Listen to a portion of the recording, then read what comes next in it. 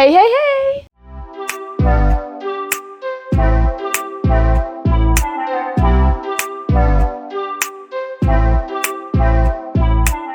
J'espère que vous allez bien, moi ça va super méga giga bien. On se retrouve aujourd'hui pour une nouvelle vidéo qui va être encore une fois un point lecture. Ça fait beaucoup trop en 2 semaines. Vous allez avoir 2 points lecture d'affilée parce que je lis énormément en ce moment. Je sais pas ce qui me prend mais depuis samedi j'en suis à 2 livres de lus, on est mardi. Ça fait quand même pas mal en 3 jours. Voilà, j'enchaîne super vite en ce moment, je suis pas très fatiguée donc j'arrive à lire vite donc voilà. Écoutez, moi je vous propose qu'on y aille tout de suite, c'est parti!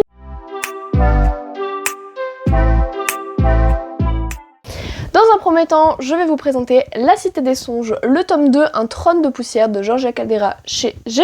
Ensuite, je vais vous présenter le tome 1 de Fourth Wing de Rebecca Yarros chez Hugo Roman. Et enfin, Love to Hate You de Esmé Béguin, pardon, je me suis trompée, chez I. On va commencer tout de suite avec un tome 2, encore une fois, par rapport au dernier point lecture de la semaine dernière. Il s'agit du tome 2 de La Cité des Songes, Un trône de poussière de Georgia Caldera chez J'ai lu. Alors, sachez déjà que c'est une duologie, donc avec ce tome-là, j'ai fini la saga et je suis très triste, soit. On est dans un monde qui est détruit par une créature, un énorme dragon qui s'appelle le Dévoreur de Monde. En gros, le Dévoreur de Monde a le pouvoir d'ouvrir des failles à la surface de la Terre, desquelles vont s'échapper des créatures des abysses. Je me confonds abîme et abysse à chaque fois, c'est pour ça que j'ai réfléchi longtemps. Des créatures des abysses, donc qui sont hyper dangereuses pour les humains, ce qui fait que les humains se sont réfugiés dans des tours et dans des citadelles qui sont un petit peu réparties sur le continent. Et il y a une légende qui dit qu'il y aurait 4 élus dans le monde qui seraient en capacité de monter des dragons tempêtes et d'accéder à la cité de Nacre. La cité de Nacre, c'est une cité mystique qui permettrait à l'humanité de se réfugier du dévoreur. Donc nous, on arrive dans ce monde-là avec cette mythologie-là et on va suivre Auréa. Auréa, elle est thaumaturge, c'est-à-dire qu'elle a une améthyste implantée dans la peau et elle a le pouvoir de faire appel à l'élémentum. Elle maîtrise le vent, parce que chaque thaumaturge maîtrise un pouvoir bien spécifique.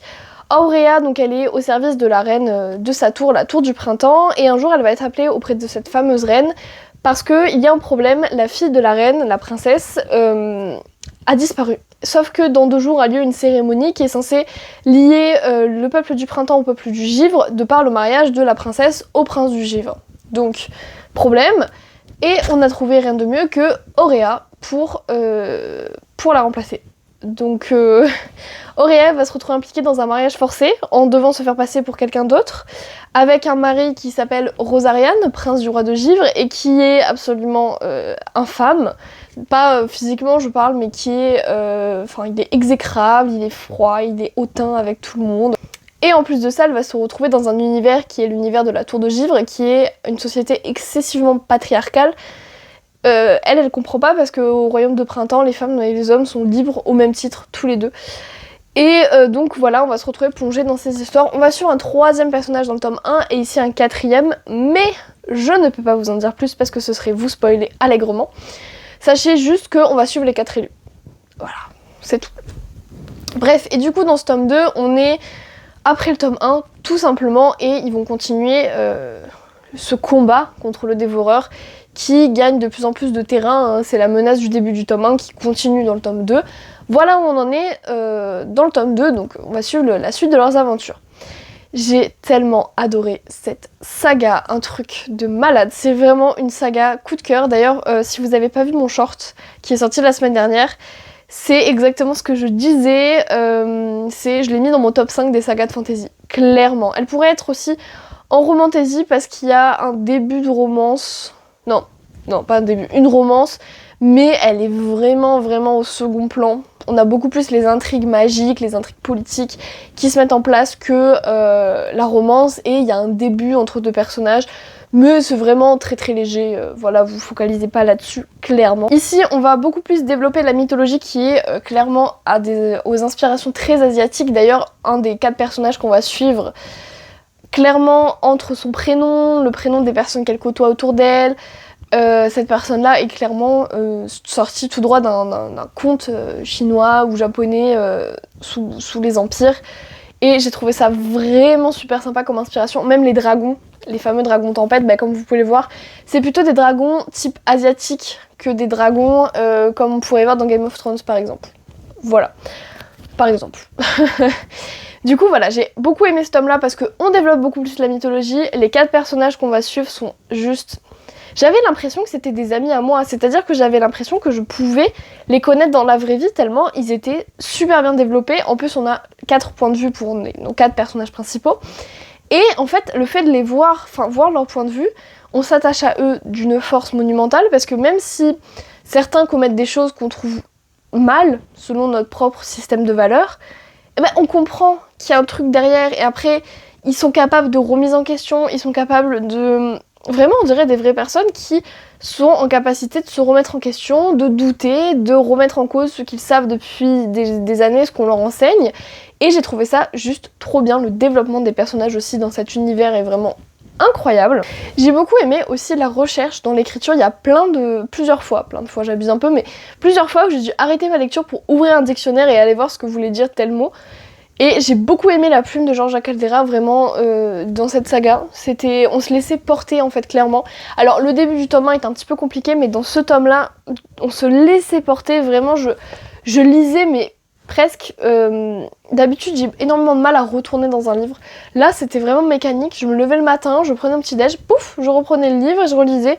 Et ça se lisait d'une fluidité juste... incroyable. J'ai beaucoup aimé aussi le côté très politique. On va commencer à... C'était déjà un peu le cas dans le tome 1, mais on n'était que dans un seul milieu. Là, on en voit plein. On découvre plein de milieux dans ce tome-là. Et j'ai juste beaucoup trop aimé. Je vous recommande vraiment cette saga pour le côté fantasy qui est juste hyper original, je trouve, entre la mythologie, les pouvoirs, mais aussi le côté politique, les personnages, enfin bref, c'est une saga coup de cœur que je vous recommande vraiment de lire. Elle est toute courte, elle fait que 2 tomes, en plus de ça se lit à une vitesse, enfin bref. Je vous conseille vraiment cette saga. Il y a un détail quand même que j'aurais aimé un peu plus, j'aurais aimé peut-être que l'épilogue soit légèrement plus long. Parce que c'est vrai qu'on a l'impression on est sur un peu une frustration, j'aurais aimé en avoir plus à me mettre sous la dent quoi. Mais au-delà de ça, c'était quand même une super saga que je relirai avec plaisir tellement je l'ai adorée. Ensuite, vous l'attendiez tous? Non, n'importe quoi, mais bon bref. Force Wing de Rebecca Yarros chez Hugo Roman dans la collection Romantaisie. Ici, nous allons suivre Violette. Violette, elle est une Sorengale, sa famille est dragonnier de génération en génération, donc c'est logique qu'elle aille à l'école des dragonniers. Sauf que deux choses ne vont pas. Violette, il faut savoir qu'elle est aussi fragile qu'une brindille, c'est-à-dire que juste elle tombe, elle peut s'éclater un genou par terre. Enfin, elle se casse des choses très facilement. Elle a vraiment un corps très fragile, un système immunitaire super fragile aussi. Et surtout, elle veut pas être dragonnier, elle veut être scribe. Donc en fait, elle va être poussée par sa mère, qui est générale. Rien que ça. Elle va être vraiment poussée par sa mère à devenir dragonnier, alors que elle sait très bien qu'elle n'en est absolument pas capable, étant donné que l'école des dragonniers est super dangereuse, c'est-à-dire qu'à chaque pas que tu fais, tu peux littéralement crever. Donc Violette va se retrouver dans cette école des dragonniers et elle va tenter d'y survivre. Donc c'est dit ici, s'envoler ou mourir, c'est clairement ça. Mais surtout, dès qu'elle arrive dans cette école, elle se rend compte que dans cette école, il y a la personne qui veut la tuer. Xaden est est le fils du leader de la résistance qui a été annihilé par sa mère et père qui a été exécuté par sa propre mère. Et cette résistance, on la connaît dès le début, en gros, un bout du royaume a essayé de résister au roi et c'est notamment la mère de Violette qui a fait taire cette rébellion. Et donc du coup, elle se retrouve face à ce mec qui n'a qu'une envie, c'est la tuer. Et donc elle va devoir survivre entre le mec qui veut la tuer et l'école qui veut la tuer aussi, enfin qui veut. Rien n'est fait pour qu'elle survive, quoi, en gros. Mais on va se rendre compte qu'en fait, Violette, elle est d'une intelligence et d'une ruse absolument incroyable et qu'elle ne va pas forcément se laisser faire. Et du coup, on va la suivre dans ses aventures pendant 600 pages quand même, mais qui, pour moi, sont passées à une vitesse phénoménale. Je l'ai lu en 2 jours à coup de 300 pages. Je n'arrivais plus à m'arrêter. C'était vraiment incroyable. On part sur un Enemies to Lovers. Là, comme je vous l'ai dit dans mon vlog... Non, vous l'avez pas vu en vlog celui-là, mince. C'est un vrai Enemies to Lovers, c'est-à-dire que le mec veut la tuer au début quand même. C'est un vrai Enemies. C'est pas juste « Ah là là, je t'aime pas ». Voilà, il y a quand même des bases plus solides. Bref. J'ai juste adoré l'univers développé. Moi déjà, on me met des dragons, je suis refaite, mais alors là, les dragons, on peut se lier à eux. C'est en fait comme ça qu'on va pouvoir devenir des dragonniers, donc des cavaliers sur les dragons. On peut se lier à eux, on peut les entendre parler. Moi, des dragons qui parlent, j'aime trop. Et surtout des dragons qui ont du caractère. Coup de cœur sur les dragons. Ceux qui l'ont lu savent de qui je parle, mais les dragons, je peux pas dire, c'est chiant. Les dragons dans ce roman, ceux qu'on voit le plus, voilà, ils sont incroyables. La fin m'a juste laissé sur le cul, mais vraiment sur le cul. On s'y attendait tellement pas et en même temps c'est tellement pas illogique. C'est-à-dire que c'est pas oh là, ça y est, l'autrice elle a sorti ça de ses fesses. Non, pas du tout, c'est pas illogique et ça vous laisse là. Et tu t'es dit mais je remets ma vie en question là actuellement, qu'est-ce que c'est que cette fin ? Donc c'est pour ça que j'ai qu'une hâte, c'est sauter sur le tome 2. Cette fin m'a vraiment laissé en état de choc et j'étais tellement frustrée de me dire que j'aurais pas le tome 2 avant un petit moment. En vrai, si, parce qu'il est dispo dans un supermarché à côté de chez moi. Je vais aller vite le choper parce que je pense qu'au mois d'août, je me fais le tome 2. C'est sûr et certain. Et même, j'ai adoré, mais vraiment adoré le personnage de Violette avec son... Elle est très intelligente et très rusée. Ses... Comment on appelle ça ? Ses anciennes capacités de scribe aidant aussi, je pense. Mais et surtout, on présente pas Violette comme une élue. C'est-à-dire qu'elle n'est pas... c'est pas une élue. Elle se démarque des autres, sinon on la suivrait pas dans le roman, mais par des qualités naturelles. Notamment son intelligence dans cette espèce d'école de brute où la force est le seul pouvoir. Elle est courageuse et elle est intelligente. Sa force, elle vient de son caractère. Donc elle se démarque, mais par des choses qui peuvent faire que quelqu'un se démarque dans la vraie vie. Par exemple, c'est pas une élue dans le sens « Oh mon Dieu, les dieux l'ont bénie ». Non, pas du tout. Bien sûr qu'elle se démarque, sinon on ferait pas un roman sur elle, et c'est un peu ridicule de faire un roman sur un personnage qui ne se démarque pas. Ça peut être une idée, cela dit. Mais elle se démarque, mais c'est par des qualités naturelles, c'est par son intelligence, c'est par son courage, et c'est pas parce que elle est née, enfin, pas parce que tout d'un coup elle a des pouvoirs magiques, elle peut sauver la Terre entière. J'aime pas trop, par exemple, dans Harry Potter, ce côté d'élu, dans le sens où en fait ça me fait chier parce qu'à chaque fois il gagne, enfin pas à chaque fois il gagne, mais Gryffondor qui gagne à la fin parce que tu comprends, ils ont sauvé des gens, enfin... C'est un peu ridicule la manière dont c'est apporté dans Harry Potter, je trouve. Maintenant que j'ai du recul avec le fait d'avoir lu plein de fantasy, le fait que les Gryffondors soient les gentils, les Serpentards les méchants, ça m'énerve. Ça fait vraiment côté élu, mystique, oh mon dieu, le messie. Là, pas du tout, et c'est vraiment ça aussi que j'ai adoré dans cette lecture. Du coup voilà, j'ai vraiment super hâte de lire le tome 2. J'ai vraiment tout aimé dans cette lecture, que ce soit la relation entre nos deux personnages, que ce soit Violette, que ce soit l'autre protagoniste masculin, donc Xaden. Je les ai beaucoup aimés en fait les deux, et j'ai trouvé Violette vraiment d'une intelligence et d'une maturité remarquable. Et alors par contre, il y a un langage cru, mais c'est-à-dire qu'on ouvre le roman, on parle de cul, quoi. Mais vraiment, alors, il y a des scènes de smut, voilà, je tiens à vous le dire, mais au-delà de ça, ça parle de cul, moi ça me fait mourir de rire parce que c'est mon genre d'humour. Mais vraiment, ça balance des trucs, ça m'a fait mourir de rire. Mais voilà, sachez qu'il y a quand même un petit disclaimer au début. C'est où ? Voilà, comme quoi il y a des morts, des blessures graves, du sang, du machin, et des scènes sexuelles et une langue crue. Oui, effectivement.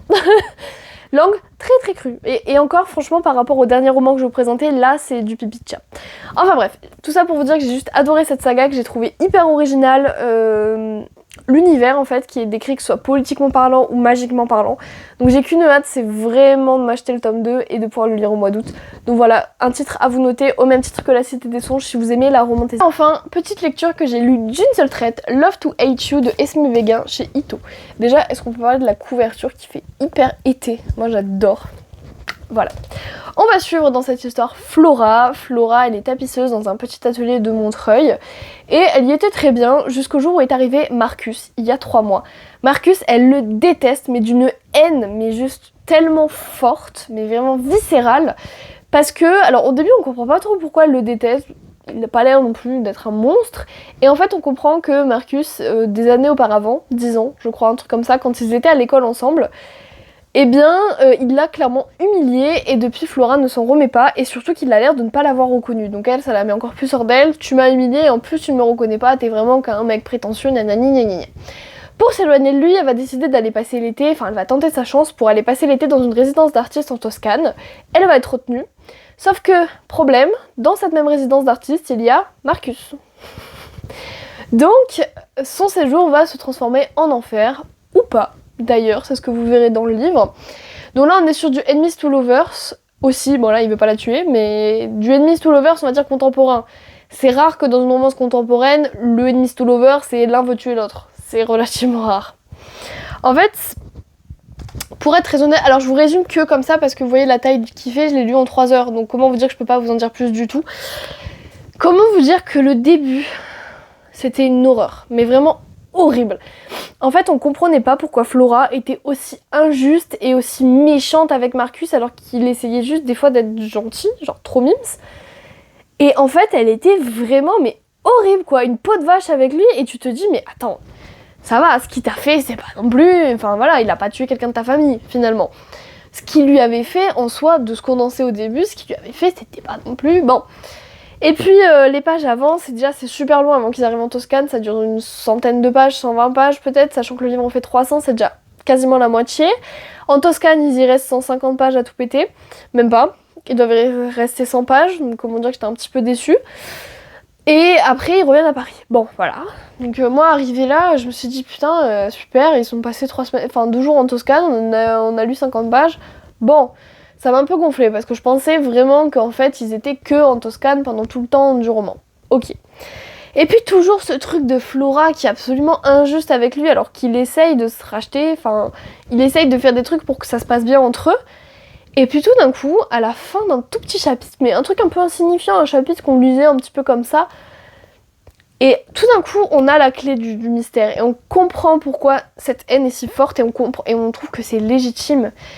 Et en fait, tout d'un coup, en un chapitre, tout se débloque et j'ai trouvé ça bien fait, finalement. Autant au début, il y avait des coïncidences qui n'en étaient pas et qui m'ont clairement gonflé. C'était très malvenu parce que les 3/4 du temps, ça tombait un peu comme ça, du ciel, tu sais pas trop d'où ça tombe, et moi, ça m'avait saoulé. Clairement, j'hésitais à continuer ce roman, pour être très honnête. Et puis, venait le moment de la Toscane, je me suis dit, bon, c'est sympa. Il y a des scènes de fesses, et là aussi, le langage est super cru, mais vraiment super cru, mais bon, moi, ça m'a fait mourir de rire. Mais... j'ai vraiment hésité à abandonner. Et ce petit détail, ce petit passage d'un chapitre qui nous apprend tout, enfin qui éclaircit le mystère de pourquoi est-ce qu'elle est aussi chiante avec lui, pourquoi elle le déteste autant. Et là on comprend et ça m'a émue, je dois avouer, j'ai eu les larmes aux yeux sincèrement. Quand elle a raconté en fait le pourquoi du comment il y a 10 ans, j'ai été très émue, je dois le dire. Bref, du coup, c'est pas la lecture de l'année, clairement. En roman, j'ai lu bien mieux. Ça se lit super vite, mais c'est vrai que le début, il faut s'accrocher, je trouve. Et après, quand vient ce petit moment où cet indice qui pop, et là, on comprend tout. Et là, en fait, on revoit totalement notre manière d'avoir vu le roman avant. Et on se dit, en fait, oui, je comprends pourquoi. Et il faut savoir que Flora est un personnage très anxieux.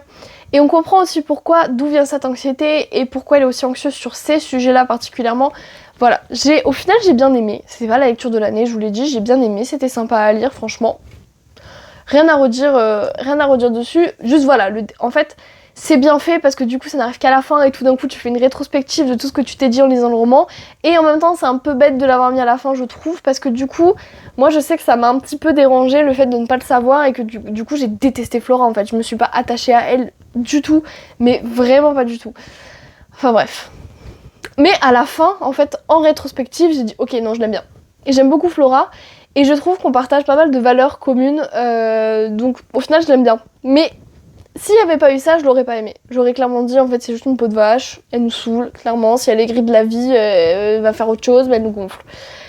Et il y a aussi une scène qui me fait mourir de rire, une scène de quiproquo énorme vers la fin du roman, et là, tu te dis non, mais attends. T'as basé tout ton argumentaire pour le détester sur ça, mais en fait tu te trompais. Et du coup ça m'a fait mourir de rire. Bref, du coup voilà, en fait Flora elle-même se rend compte qu'elle s'est trompée, donc on apprend à l'apprécier mieux. Et j'ai beaucoup aimé la fin aussi parce que la fin ne coupe pas d'un coup. C'est ce que j'aime bien dans les romans, c'est que ça coupe pas net, c'est bon, tout est beau ou tout n'est pas beau et hop la coupure. Non, moi j'aime pas ces fins-là. J'aime bien s'étaler un petit peu. C'est pour ça que j'avais adoré Icebreaker parce qu'on a pas mal de scènes du quotidien dans Icebreaker et j'avais kiffé. Et ben là, c'est un petit peu le cas vers la fin et j'ai beaucoup aimé aussi. Du coup, voilà, une bonne lecture. Franchement, je vais rester. Non, ça veut rien dire. Attendez, je refais ma phrase.